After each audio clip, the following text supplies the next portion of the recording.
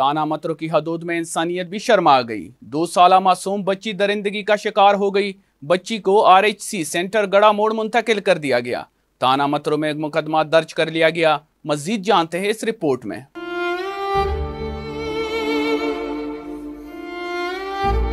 थाना मतरू की हदूद में एक और ज़ेनब वानियत की भीड़ चढ़ गई। मुलजम फरार। थाना मतरू की हदूद चक नंबर 131 WB के रहायशी गुलाम शब्बीर अराई की मदयत में पुलिस थाना मतरू ने FIR नंबरी 34/21 दर्ज की, जिसके मुताबिक मतरू के रहायशी जवेद अंसारी का मेहनत मजदूरी के लिए उनके घर आना जाना रहता है। गुज़श्ता रात उसका भाई और भाभी किसी काम के लिए घर से बाहर जाने लगे तो मुलजम को घर में बिठा दिया और मासूम बच्ची भी घर में थी। इस दौरान मुलजम ने 2 साल बच्ची को ज्यादती का निशाना बना डाला। बच्ची के चीखने चलाने पर अहले दिया मौका पर पहुंचे तो मुलजम बच्ची को जख्मी हालत में छोड़कर फरार हो गया। बच्ची को मेडिकल के लिए RHC गड़ा मोड़ मुंतकिल कर दिया गया, जबकि DPO वहाड़ी अमीर अब्दुल्ला खान न्याजी RHC गड़ा मोड़ पहुंच गए। पुलिस थाना मतरू ने मुकदमा दर्ज कर लिया है।